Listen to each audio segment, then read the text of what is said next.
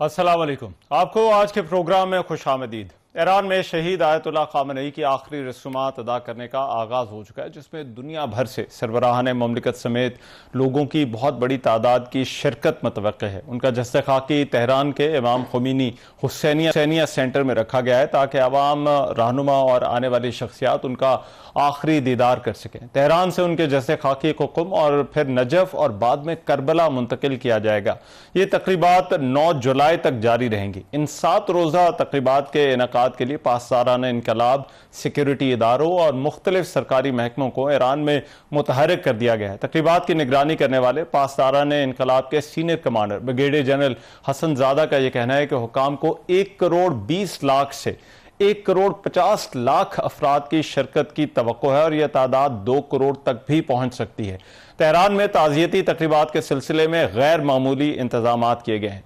पाकिस्तान के वज़ीर आज़म शहबाज शरीफ और फील्ड मार्शल सैयद आसिम मुनीर भी ईरानी सुप्रीम लीडर की नमाज जनाजा में शिरकत के लिए तेहरान पहुंचे और उनके लिए फातह खानी की। वज़ीर आज़म के दफ्तर से जारी बयान के मुताबिक पाकिस्तान के आला सतह के वफ्द में नायब वज़ीर आज़म और वज़ीर ख़ारजा सेनेटर इसहाक डार, वफाकी वज़ीर दाखिला मोहसिन नकवी, वफाकी वज़ीर इत्तलात अताउल्लाह तारड़ और chairman Pakistan peoples party Bilawal Bhutto Zardari भी शामिल थे। वज़ीर आज़म शहबाज शरीफ और फील्ड मार्शल सैयद आसिम मुनीर ने ईरानी सदर मसूद पज़ेश्कियान, स्पीकर बाकिर कालिबाफ और ईरानी वज़ीर ख़ारजा अब्बास इराक़ची से भी मुलाकात की। फील्ड मार्शल की ईरान के वज़ीर ख़ारजा अब्बास इराक़ची से तेहरान में भी मुलाकात हुई। 28 फरवरी को अमरीका और इसराइल की जानिब से हमले के दौरान supreme leader Ayatollah Ali Khamenei को उनके कंपाउंड में निशाना बनाया गया था, जिसके नतीजे में उनकी और उनकी फैमिली की अहम शख्सियात की शहादत हुई थी। आयतुल्लाह खामनेई के हवाले से आपको बताते चलें कि ये 1939 में मशहद के एक मजहबी ख़ानदान में जो है वो पैदा हुए थे और बतौर एक बाअसर खतीब वो शाह ईरान के क्रिटिक्स में से थे और इनकलाब ईरान के अहम रहनुमाओं में शामिल रहे। वो कई बरसों तक इस वजह से रूपोश भी रहे और उन्हें जेल भी काटना पड़ी। शाह ईरान की खुफिया पुलिस ने उन्हें 6 मरतबा गिरफ्तार किया था। 1979 में जब इस्लामी इनकलाब के नतीजे में ईरान के शाह का तख्ता उल्टा गया तो फिर 1981 में उसके बाद वो ईरान के सदर मुंतखब हुए, जबकि 1989 में रूहुल्लाह ख़मीनी की वफात के बाद उन्हें जो है वो जानशीन मुकर्रर कर दिया गया। 1980 की दहाई में उन पर एक कातिलाना हमला भी हुआ था, जिसमें उनका दाएं बाजू जो है वो शदीद मुतासिर हुआ था। इनका जो 36 साल का दौर था वो बहुत इवेंटफुल था, जिसने ईरान की सियासत, मईशत और सकाफत के रुख का तयन भी किया। उनकी शहादत के बाद उनके दूसरे बेटे मुज्तबा खामनेई को सुप्रीम लीडर नामजद किया गया। मुज्तबा खामनेई के बारे में पहले भी कहा जाता था कि वो ईरान के मुक्तदर हलकों में खासा असर व रसूख रखते हैं। उन्हें ईरान की बाअसर तरीन शख्सियात में से एक के तौर पर जो है वो देखा जाता रहा है। हालिया जंग में आयतुल्लाह खामनेई की शहादत के बाद भी इसराइल की तरफ से उन्हें निशाना बनाने की कोशिश की गई। उनका बतौर सुप्रीम लीडर आना ईरान के लिए एक बहुत बड़ी ट्रांजिशन है, जिस पर ईरान अमरीका मुज़ाकरात और जंग के बाद की सूरत हाल का भी इन्हसार होगा। ईरान में रहबर आला का जो मनसब है वो कई मामलात में आइनी इदारों से कहीं ज्यादा ताकतवर है। ईरान के आइन में रहबर का ओहदा इनकलाब के बाद वजूद में आया था और ईरान में रहबर आला या रहबर ईरान मुल्क के आइन के लिहाज से सबसे ज्यादा पावरफुल ओहदा है, जो कि मुल्क की मुकन्ना इंतजामिया और जुडिशरी से ऊपर होता है।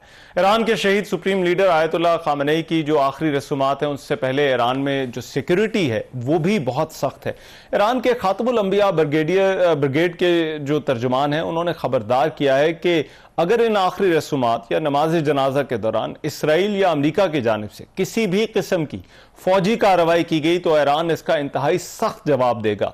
इससे पहले अमरीकी अखबार द न्यूयॉर्क टाइम्स और वॉशिंगटन पोस्ट ने अपनी रिपोर्ट्स में यह दावा किया था कि अमरीकी हुकाम को इस बात का खदशा था कि इसराइल, अमरीका और ईरान के दरमियान जो सिफारती अमल और मुज़ाकरात जो है वो जारी हैं, उसको नाकाम बनाने के लिए ईरानी मुज़ाकरातकारों को भी कत्ल करने का मंसूबा बना रहा था। रिपोर्ट्स के मुताबिक अमरीकी हुकाम ने बताया था कि इसराइल ने ईरान के वज़ीर ख़ारजा अब्बास इराक़ची और ईरानी पार्लियामान के स्पीकर या चीफ मुज़ाकरात मोहम्मद बाकिर कालिबाफ को भी मुमकिना तौर पर निशाना बनाने का मंसूबा तैयार किया था। अमरीकी अखबार वॉशिंगटन पोस्ट के मुताबिक एक अमरीकी ओहदेदार ने कहा कि अगर ऐसे रहनुमाओं को कत्ल कर दिया जाता तो इससे मुज़ाकराती अमल को शदीद नुकसान पहुंच सकता था।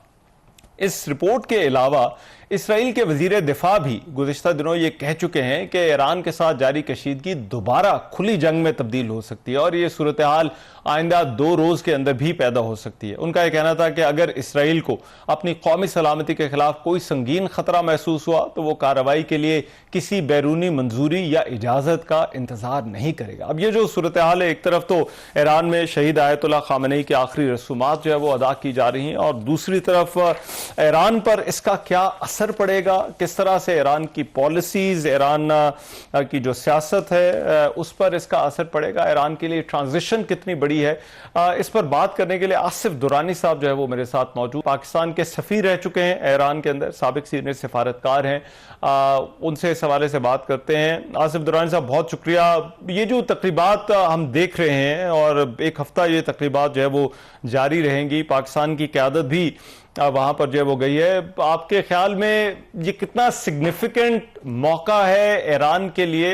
ایک طرف تو یہ آیت اللہ علی خامنئی کی جو آخری تقریبات ہیں جنگ کے بعد، اور پھر یہ جو ٹرانزیشن ہے جو کہ باقاعدہ طور پر ایران کے اندر ہونے جا رہی ہے کہ ایک نئے رہبر اعلیٰ جو ہے وہ معاملات کو دیکھیں گے اور آگے چلائیں گے۔ میرے خیال میں یہ جو ہے امام خمینی سے زیادہ سگنیفیکنٹ ہے جہاں تک فیونرل کی بات ہے۔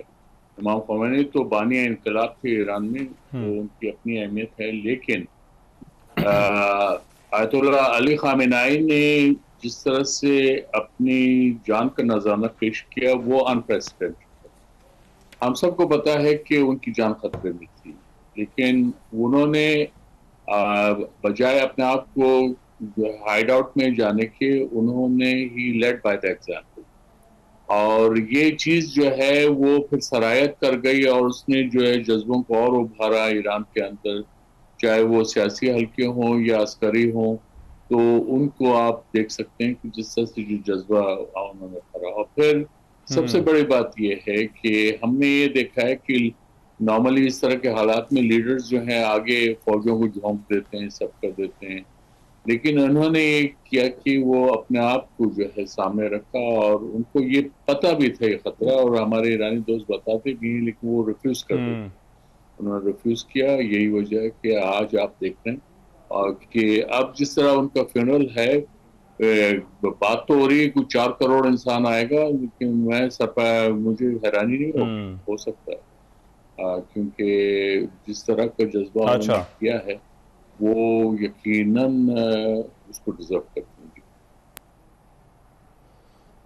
اور جو آیت اللہ علی خامنئی کا 36 سالہ دور تھا، آپ کے خیال میں ایران کی سیاست کے حوالے سے، ایران کی معاشرت کے حوالے سے یہ جو 36 سال تھے یہ کتنے سگنیفیکنٹ ہیں ایران کے لیے؟ دیکھیں، یہ خالی امام خمینی کا 10 سال نہیں، اس وقت بھی یہ تھے، موجود تھے، اور انیشل ایک 1.5 سال ہے جس میں ابو الحسن بنی صدر وغیرہ تھے، پھر وہ بھاگ گئے فرانس، قطبزادے وغیرہ فارن منسٹر تھے ان کے، تو اس کے بعد سے یہ جب پریزیڈنٹ بنے ہیں تو یہ جو ہے ایران کے جو انقلاب کے رہنما ہیں ان میں امام خمینی کے بعد ان کا درجہ تھا، یہ پریزیڈنٹ بھی بنے، اس کے بعد پھر ان کی وفات کے بعد یہ جگہ رہبر ہو گئے، اور پھر پچھلے 37 سالوں میں بحیثیت رہبر انہوں نے جو ہے وہ ایران کو لیڈ کیا، اور اس میں انہوں نے ایک بیلنس مینٹین رکھا کہ ایران کے اندر جو سیاسی جس طرح کا اسٹرکچر ہے اس میں ہارڈ لائنرز اور ماڈریٹس یہ دونوں آلٹرنیٹ کرتے رہے ہیں۔ جہاں تک ایران میں پریزیڈنسی کا انسٹیٹیوشن ہے تو وہاں پہ پریزیڈنٹ جو ہیں وہ ابھی اس وقت مسعود پزشکیان صاحب جو ہیں وہ ماڈریٹ سٹریم کو بلانگ کرتے ہیں۔ ان سے پہلے رئیسی صاحب کے بارے میں یہ کہا جاتا تھا کہ وہ تندرو ہیں یا وہ ہیں ہارڈ لائنر ہیں۔ یہ پچھلے آپ جتنا بھی جاتے جائیں گے ان میں یہ آلٹرنیٹ کرتے رہیں کہ ایک ٹینیور جو ہے وہ پریزیڈنٹ ہارڈ لائنر ہے، پھر اگلا جو ہے وہ ہے ماڈریٹ ہے، اور پھر آپ نے یہ بھی دیکھا کہ انہوں نے یہ سسٹم اس طرح سے بنایا کہ ہر پریزیڈنٹ کو 2 ٹینیور انہوں نے دیے، اور یہ 2 ٹینیور کا مطلب یہ کہ 4 سال کے، اور ایسا کوئی بھی پریزیڈنسی نہیں تھی جس میں ان کا ٹینیور درمیان میں ختم کر دیا ہوگا. تو یہ بھی سسٹم کی اسٹیبلٹی کو جو ہے وہ ظاہر کرتا ہے. اور پھر سب سے بڑی بات یہ کہ پریزیڈنٹ ٹرمپ کا خیال تھا, وہ کہتے رہے کہ جی ہم رجیم چینج کر رہے ہیں, پھر انہوں نے اس کے بعد جب آیت اللہ خامنہئی کو شہید کر دیا گیا تو انہوں نے کہا ہم نے رجیم چینج کر دیا. وہ ایسا نہیں ہوا, سسٹم وہی ہے. تو اس لیے یہ جو اس ایران کے سسٹم کو سمجھنے کی ضرورت یہ ہے کہ وہاں آپ یہ دیکھیں گے کہ جی خامنہئی صاحب کی شہادت کے بعد ایون جو اینٹی کلرجی ایلیمنٹس ہیں وہ بھی ایران کے جھنڈے کے پیچھے کھڑے ہو گئے, کیونکہ اس میں ایرانی نیشنلزم جو ہے وہ کار فرما ہو گیا. اس وقت آپ جب دیکھ رہے ہیں تو ایک طرف جو ہے ریلیجس اسٹریم ہے ایران کی, اور دوسری طرف جو نیشنلسٹ ہیں وہ چونکہ ایران کو جس طرح کا خطرہ تھا اور امریکہ نے جس طرح سے روز دھمکی دی اور جس طرح سے اسرائیل نے ایران پہ حملہ کیا, تو ایران جی بحیثیت قوم انہوں نے اپنے نیشنلزم کا مظاہرہ کیا, اور اس میں کلرجی اور نیشنلسٹ وہ ساتھ. رائٹ.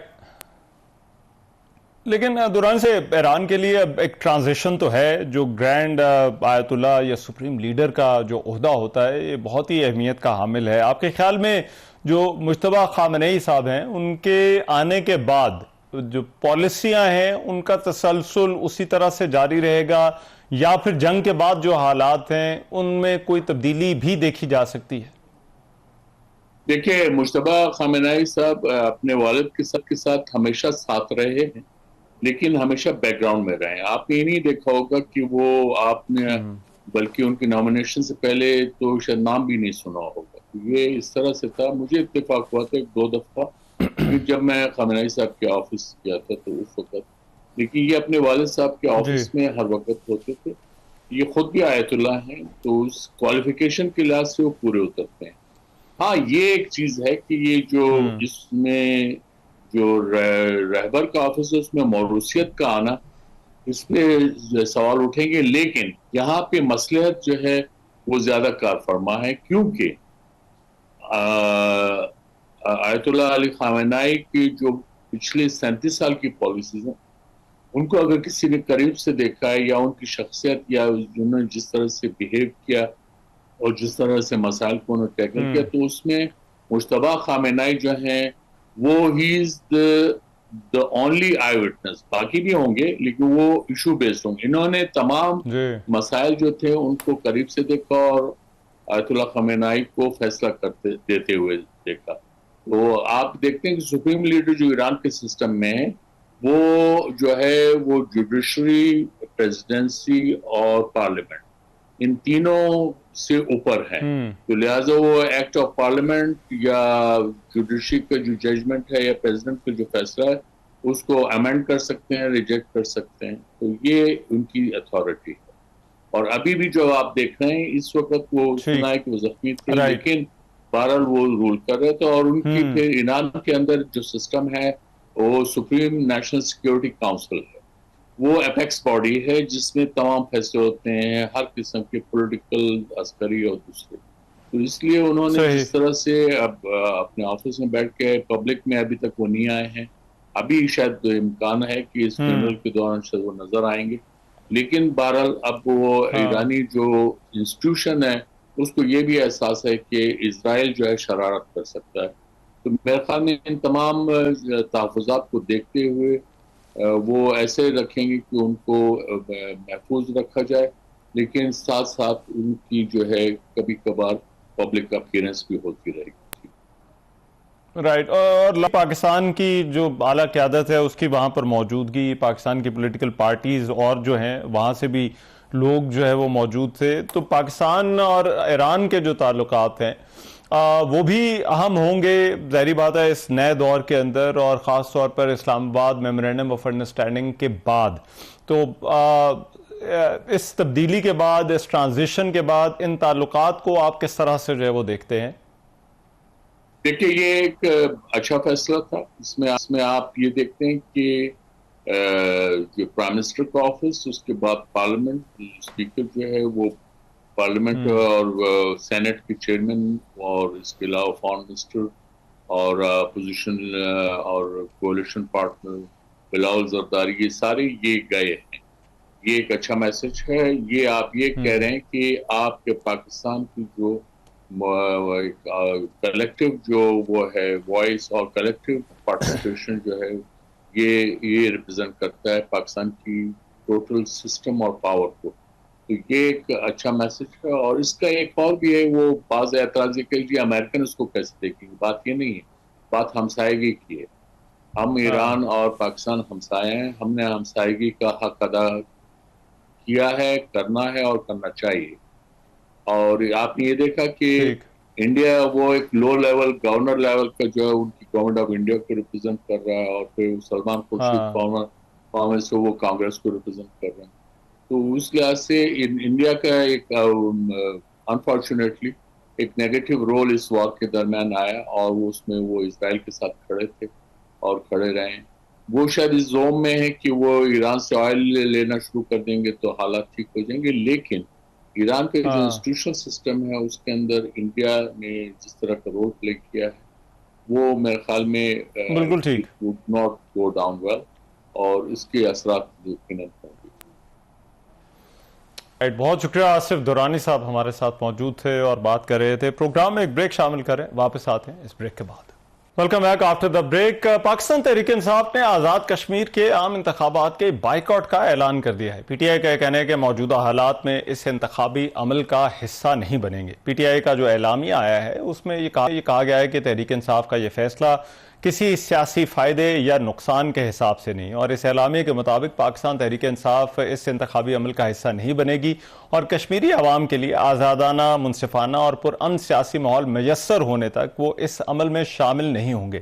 دوسری طرف انتخابات کے حوالے سے تیاریاں بھی جاری ہیں. ترجمان الیکشن کمیشن آزاد جموں کشمیر نے یہ کہا تھا کہ عام انتخابات جو ہے وہ 27 جولائی کو شیڈول کے مطابق ہی ہوں گے, اور ترجمان الیکشن کمیشن کا یہ بھی کہنا تھا کہ یہ جو عام انتخابات ہیں ان کے التوا سے متعلق کیا آثارائیاں بے بنیاد ہیں. اب تحریک انصاف کا یہ جو فیصلہ ہے اس فیصلے کے حوالے سے بھی بہت زیادہ بات ہو رہی ہے, لیکن اس سے پہلے بھی تحریک انصاف کیا پارلیمانی سیاست میں خاص طور پہ پارلیمان کے اندر کیا کردار ہونا چاہیے, اس پر بھی جو ہے وہ بحث ہوتی رہی ہے. پاکستان تحریک انصاف کا یہ جو انتخابی بائیکاٹ کا اعلان ہے اس پر پروگرام کے اس حصے میں بات ہوگی, اور علی محمد خان صاحب جو ہے وہ میرے ساتھ موجود ہیں, سینئر رہنما ہیں تحریک انصاف کے. ان سے اس حوالے سے بات کرتے ہیں. علی محمد خان صاحب بہت شکریہ آپ کے وقت کا. علی محمد خان صاحب, پارلیمان کی بڑی جماعت ہے پاکستان تحریک انصاف, لیکن اور باقی تمام صوبوں میں جو ہے وہ وفاق کے علاوہ پنجاب, سندھ, بلوچستان, خیبر پختونخوا سب جگہ موجودگی ہے. لیکن اب پارٹی کا یہ جو فیصلہ ہے الیکشن کے بائیکاٹ کا, اس پر میں آپ کی ذاتی رائے بھی جانتا ہوں, لیکن کیا حالات بنے کہ پارٹی یہ سمجھتی ہے کہ یہ بائیکاٹ جو ہے وہ اب ضروری ہے؟ بسم اللہ الرحمن الرحیم. اللہم صلی علی محمد وعلی آل محمد. کشمیر ہمیشہ بڑا سینسٹیو ایریا رہا ہے, اور کشمیری پالیٹکس میں اس بات کی بڑی اہمیت ہے کہ مرکز میں کس جماعت کی حکومت ہے. اس وقت جو صورتحال ہے, کشمیری عوام مسلم لیگ نون اور پیپلز پارٹی کی پالیٹکس کی وجہ سے نالاں ہیں ان سے.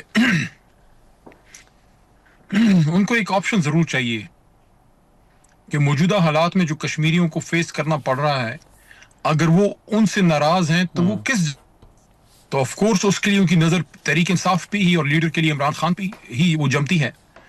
تو یہ مشورہ میں نے جماعت کو دیا تھا اور پبلکلی بھی یہ بات کی ہے کہ کشمیری عوام سے یہ آپشن ہم نہ لیں واپس, کہ نون یا پیپلز پارٹی کی جگہ اگر وہ تبدیلی کی جماعت, نظام سے ٹکر لینے والی جماعت, عمران خان کی جماعت کو سپورٹ کرنا چاہتے ہیں تو آپشن ان کے پاس رہے. تو دونوں چیزیں ڈسکس ہوئی ہوں گی, کیونکہ میں اب پولیٹیکل کمیٹی کا حصہ نہیں رہا, کیونکہ خان صاحب نے تو مجھے ڈالا تھا لیکن اس کمیٹی میں. لیکن جب خان صاحب کی اسیری طویل ہوئی اور ان سے رابطے کٹ گئے, تو اس کے بعد یہ کمیٹی ہماری جماعت نے ایک بار پھر بنائی. تو اس میں جو لوگ اب شامل ہیں ان کا یہ فیصلہ ہے. انہوں نے اس نقطے کی طرف زیادہ فوکس کیا ہے کہ جو کشمیری عوام ہے وہاں اس وقت ایک ابتری کی صورتحال ہے, اور جو جوائنٹ ایکشن کمیٹی ہے وہ کہتے ہیں کہ الیکشن سے پہلے جو ہے وہ ساری جو ان کے مطالبات ہیں وہ تسلیم کیے جائیں, تبھی وہ الیکشن میں جائیں گے. تو ایک طرح سے تحریک انصاف نے ایک اور طرح سے عوام کے ساتھ یکجہتی کا اظہار کرنے کے لیے یہ بائیکاٹ کیا ہے جو ان کی طرف سے ورژن آیا ہے. دیکھیں میں تو جماعت کا پابند شخص ہوں, میں نے اپنا نقطۂ نظر ضرور پیش کیا اور مشورہ دیا اور پرزور دیا, اور ہمیشہ میں دیتا ہوں, اپنا موقف کھل کے رکھتا ہوں. لیکن چونکہ اب پارٹی کا فیصلہ ہو چکا ہے تو میں پارٹی کے موقف کو میں سپورٹ کروں گا کہ ٹھیک ہے بائیکاٹ ہے پارٹی کا. حالانکہ میں سمجھتا ہوں بائیکاٹ کبھی کسی سیاسی جماعت کو نہیں کرنا چاہیے, بلکہ عمران خان نے خود کہا تھا کہ 2008 کا الیکشن جب بائیکاٹ کیا بہت دفعہ نے بات کی ہے کہ ان کو بائیکاٹ نہیں کرنا چاہیے تھا. لیکن بہرحال پارٹی کا فیصلہ ہے اور سب پارٹی کے فیصلے کے ساتھ کھڑے ہیں, میں بھی کھڑا ہوں. ہاں ہم پہ یہ حق تھا کہ ہم اپنا ایک بے لاگ مشورہ پارٹی کو دیتے. میں نے پولیٹیکل کمیٹی اور کور کمیٹی دونوں کو دیا, اور دونوں میں یہ نقطہ رکھا کہ تحریک انصاف کو اس الیکشن کا بائیکاٹ اس لیے نہیں کرنا چاہیے کہ کسی بھی طریقے سے یہ لوگ حکومت بنا لیں گے, انہی کی ہوگی, اپوزیشن بھی انہی کی ہوگی, اور عوام کا ترجمان اس میں حقیقی فارم 45 کا ایک بھی شخص نہیں ہوگا. بہرحال جو پارٹی کا فیصلہ ہے ہم اس کے ساتھ کھڑے ہیں. اچھا, لیکن اس میں جو اوور آل اپروچ ہے اس حوالے سے بات کرنا چاہتا ہوں. آپ ہمیشہ دائی رہے ہیں کہ پارلیمان کے اندر چیزوں کو جو ہے وہ دیکھا جانا چاہیے, لیکن پارٹی کی اپروچ اس وقت یہ لگتی ہے کہ وہ اس پارلیمنٹری پروسیس سے یا اس سے جو جڑے انسٹیٹیوشنز ہیں ان سے اپنے آپ کو جو ہے وہ دور کر رہی ہے, کمیٹیوں کا معاملہ ہو یا کوئی اور ایشو ہو. آپ کے خیال میں یہ جو اپروچ ہے اس پر نظر ثانی کی جا سکتی ہے؟ طریقہ کار ہے, پارٹی کے انٹرنل فورمز میں اس پہ ڈسکشن ہوتی ہے. پارٹی پارلیمنٹری پالیٹکس سے دور ہو رہی ہے یا دور کروائی جا رہی ہے, دونوں پہ فوکس کرنا پڑے گا. ہم نے نظر ہر چیز پہ رکھنی ہے. ہم جیل کاٹ کے نکلے ہوئے لوگ ہیں, ہم عمران خان صاحب کے ساتھ 9 اپریل کی رجیم چینج کے بعد کھڑے ہونے والے لوگ ہیں. رجیم چینج اور 9 مئی سے پہلے تو دنیا خان کے ساتھ تھی, 9 مئی کے بعد پتہ لگتا ہے کہ تلوں میں کتنا تیل ہے. تو ہم خان صاحب کے ساتھ مضبوط کھڑے ہیں.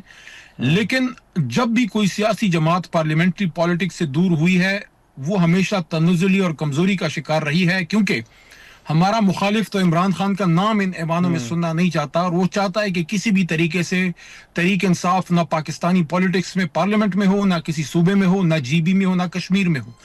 اس لیے میں نے پارٹی کو یہ مشورہ دیا کہ ہمیشہ آپ الیکشن لڑیں, چاہے آپ ہاریں یا جیتیں, آپ میدان میں رہیں.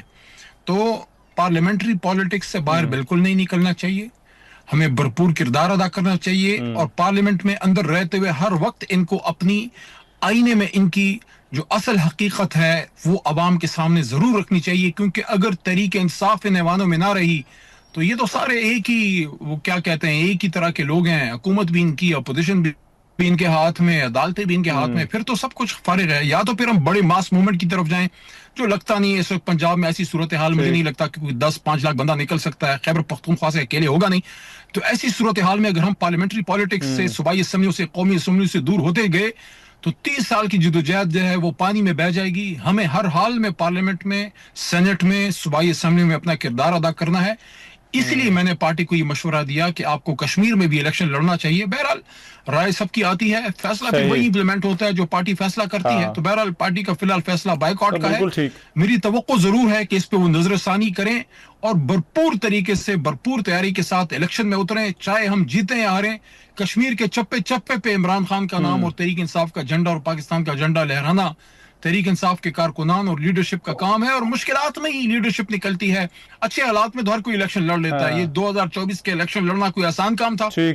اس الیکشن میں جو ہم نے مقابلہ کیا اور اللہ نے ہمیں عزت دی, عوام نے ووٹ دیا, تو ثابت ہوا نا کہ فارم 45 پہ ہم لوگ آگے. اور اسی وجہ سے تو آج عمران خان کے نام کا ڈنکا بج رہا ہے کہ یہ جو عوام نے 2024 کے الیکشن میں باوجود بلا نہ ہونے کے, باوجود پارٹی کے نشان نہ ہونے کے, باوجود پارٹی کے ایک طرح سے توڑ پھوڑ کے جب قوم نکلی اور عمران خان کو ووٹ کیا تو سب کو پتہ لگ گیا کہ قوم آج بھی عمران خان کے ساتھ ہے. اب اگر الیکشن میں بائیکاٹ ہوگا تو ہمیں کسی کو کیسے پتہ لگے گا کہ کشمیری عوام کس کے ساتھ ہے؟ تو یہ آپشن ہمیں ان کو ضرور دیکھنا چاہیے تھا, دینا چاہیے تھا کہ کشمیری عمران خان کو ووٹ کرتے. ابھی چونکہ بائیکاٹ ہے, ہم اس کو ظاہر ہے سپورٹ کریں گے اس فیصلے کو, لیکن یہ توقع ضرور رکھتے ہیں کہ الیکشن میں ابھی وقت ہے. اگر نظر ثانی ہو جائے تو یہ تحریک انصاف کے کشمیر میں اور پاکستان کی سیاست میں مستقبل کے لیے بہت اچھا فیصلہ ہوگا کہ ہم مقابلے میں رہیں. جیتنا اور ہارنا رحمان بھائی اہم نہیں ہوتا, زندگی میں مقابلہ کرنا اہم ہوتا ہے. میدان چھوڑ کے کبھی سائیڈ پہ نہیں ہونا چاہیے.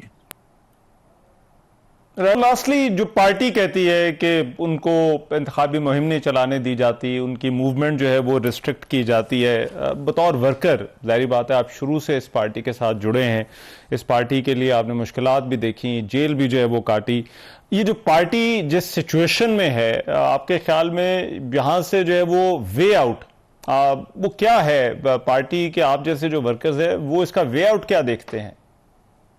دو راستے ہیں، ایک ہر سیاسی فورم پہ بھرپور مقابلہ کرنا اور ڈائیلاگ میں انگیج ہونا، مذاکرات کے بغیر اس کا کوئی حل مجھے تو سمجھ میں نہیں آتا، کیونکہ یا تو پھر 10-15 لاکھ لوگ عوام نکلیں تو ایک ریولوشن کی، ایک انقلاب کی صورتحال ہو، اگر وہ نہیں ہے تو ایک پولیٹیکل جماعت نے پولیٹیکل ڈائیلاگ میں جانا ہے، لیکن ساتھ ساتھ کسی بھی فورم کو اگر آپ خالی چھوڑتے ہیں، ویکیوم جب آپ چھوڑتے ہیں سیاست میں، تو خلا جب بھی چھوڑتے ہیں خلا خالی نہیں رہتا، کوئی نہ کوئی اس کو بھر لیتا ہے۔ تو میرا تو مشورہ پارٹی کو ہمیشہ یہی رہا ہے کہ پارلیمنٹ میں بھرپور کردار ادا کریں، چاہے صوبائی اسمبلیاں ہوں، سینٹ ہو یا قومی اسمبلی ہو، اور ساتھ ساتھ اگر مذاکرات کا آفر ہے اس کو ضائع نہ کریں۔ اگر آخر میں آپ کو بہت کچھ کر کے بھی کسی ٹیبل پہ بیٹھنا ہوگا تو ابھی اگر آفر ہے اس سے آپ فائدہ لیں، اس میں بیٹھیں، اگر خان صاحب کی رہائی کا کوئی راستہ نکلتا ہے، نہیں ہے تو احتجاج کا تو ہمیشہ آپ کے پاس آپشن رہتا ہے۔ شکریہ علی محمد خان صاحب ہمارے ساتھ موجود تھے اور بات کر رہے تھے۔ پروگرام میں ایک بریک، واپس آتے ہیں اس بریک کے بعد۔ Welcome back after the break. عالمی منڈی میں جو خام تیل کی قیمتیں ہیں ان میں نمایاں کمی جو ہے وہ ریکارڈ کی گئی ہے، جس کے نتیجے میں برینٹ خام تیل کی قیمت گزشتہ 4 ماہ کی کم ترین سطح پر پہنچ گئی ہے، اور اس کے باعث پاکستان میں بھی پیٹرولیم مصنوعات کی قیمتوں میں جو ہے وہ کمی کی توقع تو کی جا رہی ہے۔ جمعرات کو جو عالمی مارکیٹ کھلی اس میں برینٹ خام تیل کی قیمت 73 سینٹ یعنی 1.02% کمی کے بعد $70.65 فی بیرل پر جو ہے وہ بند ہوئی۔ ماہرین کا یہ کہنا ہے کہ حالیہ ہفتوں کے دوران عالمی منڈی میں خام تیل کی قیمتوں میں یہ اتار چڑھاؤ تو جو ہے وہ دیکھا جا رہا ہے، لیکن تازہ کمی نے قیمتوں کو گزشتہ 4 ماہ کی کم ترین سطح پر پہنچا دیا ہے۔ ماہرین کا یہ بھی کہنا ہے کہ خام تیل کی قیمتوں میں حالیہ کمی سے تیل درآمد کرنے والے جو ممالک ہیں ان کو بہت مالی ریلیف مل سکتا ہے، کیونکہ درآمدی بل میں کمی آنے کا امکان پیدا ہو جاتا ہے۔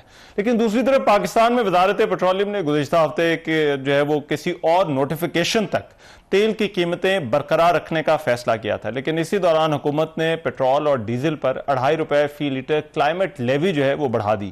ذرائع کا یہ کہنا ہے کہ IMF کی شرط پر کلائمیٹ لیوی میں اضافہ کیا گیا۔ اب عالمی منڈی میں تیل کی قیمتوں میں کمی جب آئی تھی اور پہلے جب کمی کی گئی تھی حکومت کی طرف سے، جو بڑی کمی کی گئی، اس پر آئل مارکیٹنگ کمپنیوں نے اعتراضات جو ہے وہ کیے تھے۔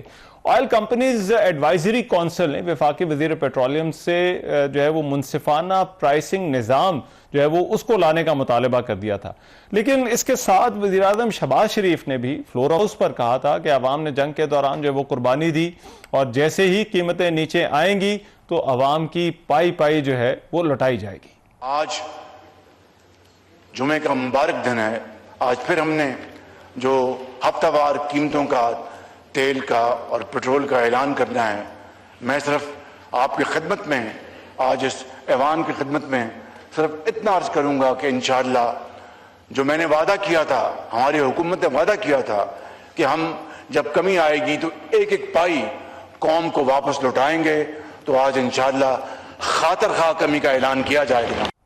اب حکومت کا یہ وعدہ تو ہے کہ پائی جو ہے وہ واپس ہوگی، لیکن تیل کی قیمتوں کے حوالے سے کیا کوئی تبدیلی ہونے جا رہی ہے؟ اس وقت جو معاملات ہیں خاص طور پہ جو مارکیٹنگ کمپنیوں کے حوالے سے تھے، لیوی کے حوالے سے، وہ کہاں پر کھڑے ہیں؟ ارشاد انصاری صاحب جو ہے وہ میرے ساتھ موجود ہیں، ہمارے سینئر رپورٹر ہیں جو اکانومی کو کور کرتے ہیں، ان سے اس حوالے سے مزید بات کرتے ہیں۔ ارشاد انصاری صاحب بہت شکریہ آپ کے وقت کا۔ ارشاد انصاری صاحب، تیل کی قیمتیں حکومت کا کم کرنے کا ارادہ ہے یا پھر حکومت انہی قیمتوں کو ابھی بھی برقرار رکھنا چاہتی ہے؟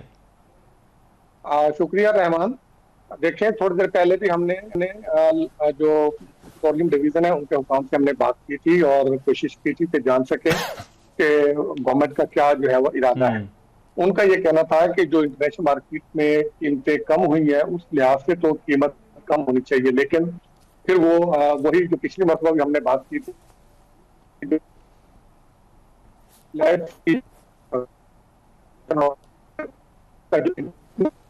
تو ہمارے ہاں جو ہے وہ خاص ہم سکتے کیونکہ ہمارے یہاں فنش پروڈکٹ جو ہے وہ یوز ہوتی ہے، اور فنش پروڈکٹ کی जो एवरेज प्राइस निकालते हैं उसके मुताबिक फिर जो है वो कीमत हम डिटरमिन करके तो लागू करते हैं। तो उस पे वर्किंग हो रही है। तो अभी तक की जो वर्किंग है वो ये कह रहे हैं कि इस मरतबा भी 5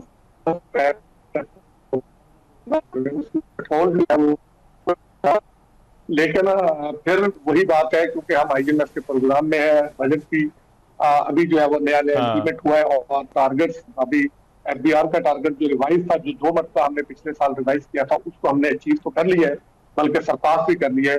लेकिन अगले साल का जो अभी जो माली साल शुरू हो गया उसका जो है वो हमारे लिए चैलेंजिंग है। तो वो यही की जा रही है कि शायद इस मरतबा पेट्रोलियम प्राइसेस को जो है वो मेंटेन रखेंगे। और लेकिन दूसरी तरफ पॉलिटिकल प्रेशर भी है, अवामी प्रेशर भी है, और फिर जो है वो लेकिन इरशाद अंसारी साहब, अब एक तो हुकूमत का हिसाब किताब, लेकिन दूसरी तरफ आलमी मंडियों का भी हिसाब किताब है, जहां पर तेल की कीमतें जो जंग से पहले थी, बताया जा रहा है कि 4 महीने की ये कम तरीन सतह पर जो है वो आ गई हैं। तो जो आलमी मंडियों का हिसाब किताब है, उस हवाले से पाकिस्तान में तेल की कीमतों में जो है वो कितना फर्क जो है वो ये रिफ्लेक्ट होना चाहिए तेल की कीमत के हवाले से? देखें, अगर 8 रुपए पर लीटर मैंने है कि जब इंटरनेशनल मार्केट में कीमतें बढ़ रही होती हैं उस वक्त तो इसको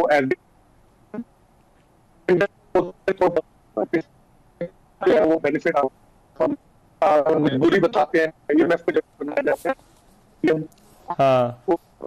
वो जवाब बनाया जाता है कि उनके जो है वो एक्सपेंसेस बढ़ गए, उनके जो है वो खसारा बढ़ जाएगा, वो दिवालिया हो जाएगी। तो फिर उससे होता यह था कि क्योंकि वो पूरा बेनिफिट पास ऑन नहीं करते थे, उससे जो बेस प्राइस थी वो पेट्रोलियम प्रोडक्ट की वो बढ़ जाती थी।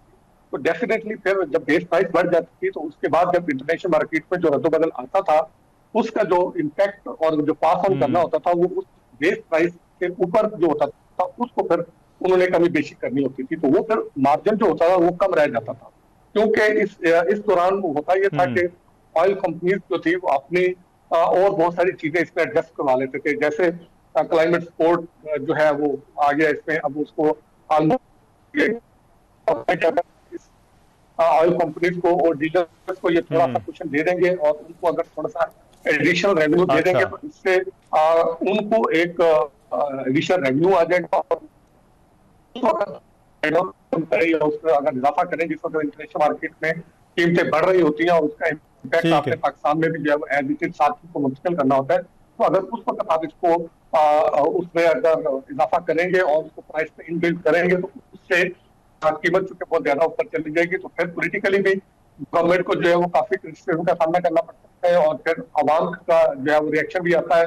अच्छा, लेकिन अभी ये जो इरशाद अंसारी साहब, ये जो तेल की जो कंपनियां हैं उनके जो एतराजात थे उसके हवाले से मामला जो है वो किस तरह, कहां पर जो है वो खड़े हैं? हुकूमत उनको किस तरह से जो है वो एड्रेस कर रही है या उनको जो है वो देख रही है? क्योंकि जो कीमत कम होने के हवाले से, अब अगर होना तो ये चाहिए कि आलमी मंडी में अगर कीमतें कम हुई तो वो प्राइस यहाँ पर भी रिफ्लेक्ट हो, लेकिन ये जो साथ जुड़े हुए इश्यूज हैं इनको हुकूमत रिजॉल्व करने के लिए, ताकि ये कीमत पर असरअंदाज ना हो, क्या इनको देखा जा रहा है? देखिए, अगर दावे देखें, दावे तो उनकी तरजीह, वो कहते हैं कि अब के अवाम हमारी तरजीह है, हम अवाम के नुमाइंदे हैं, अवाम के राइट्स के कस्टोडियन है, दावे तो उनके ये हैं। लेकिन ये वादे जो है और दावे जो है ये पूरे होते हुए दिखाई नहीं देते, अमल जो है वो इससे मुख्तलिफ होता है। देखें, उस वक्त ऑयल मार्केटिंग कंपनियों की तरफ से प्राइम मिनिस्टर को लेटर भी लिखा गया और ये कहा भी गया कि आप हमारी मुशावरत के बगैर जो है वो रिटर्न करना, तो ऑयल को इतना ताकत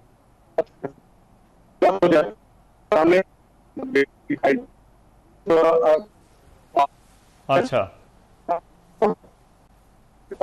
दावा किया गया हम जो है वो जो पेट्रोलियम प्रोडक्ट है उसकी प्राइस को डिटरमिन करने का जो फार्मूला है उसको रिवाइज करेंगे, उसको शफाफ बनाएंगे और उस नए फार्मूले के मुताबिक हम जो है वो कीमतें डिटरमिन करना शुरू करेंगे। लेकिन उसके बाद से अभी तक जो है वो खामोशी है, उस पर कोई अच्छा, तो उस पर आगे जो है वो कोई बात जो है वो नहीं की जा रही, राइट। बहुत शुक्रिया अरशाद अंसारी हमारे साथ जो है वो मौजूद थे। अब देखें हुकूमत जो है वो इन मसनूआत, पेट्रोलियम मसनूआत की कीमतों में कोई कमी करती है या नहीं, लेकिन हुकूमत ने, वज़ीर आज़म ने कहा था कि पाई पाई जो है वो वापस लौटाई जाएगी। एक ब्रेक, वापस आते हैं इस ब्रेक के बाद। Welcome back after the break. एक अफसोसनाक वाक़े का जिक्र करते चलें। बलूचिस्तान के ज़िला योब के इलाके दानासर में बस खाई में गिर गई, जिसके नतीजे में 40 अफराद जाँ बहक हो गए। हादसे में 8 अफराद ज़ख्मी भी हुए हैं और इन हलाक होने वालों में, ज़ख्मी होने वालों में बच्चे और ख़वातीन भी शामिल हैं। पुलिस का ये कहना है कि जो बस थी कोयटा से पेशावर जा रही थी, ब्रेक फेल हुई, जिसके बायस ये हादसा पेश आया। ज़ख्मियों को DHQ अस्पताल जो है वो मुंतकिल भी किया गया है। वज़ीर आला बलूचिस्तान के मुआवन शाहिद रिंद का ये कहना है कि इब्तदाई इतलात के मुताबिक बस में ज़्यादा मुसाफिर सवार थे और हादसे का शिकार होने वाली बस में एक पहले जो ख़राब हुई थी बस, उसके मुसाफिर भी जो है वो आकर बैठे हुए थे और उनका ये भी कहना था कि ज़िले इंतज़ामिया और मुतल्लिका अफसरान जो है वो इस हादसे की वजूहात का तफसीली जायज़ा ले रहे हैं और हादसे की मुकम्मल तहकीकात के बाद जो है वो आवाम के सामने जो है वो हक़ाइक़ भी इस हवाले से लाए जाएंगे। बहरहाल ये इंतहाई अफसोसनाक वाक़या पेश आया जहाँ पर 40 जानें जो है वो इस तरह से एक हादसे के अंदर जो है वो चली गई हैं। इजाज़त दें आज के प्रोग्राम से आने के बाद।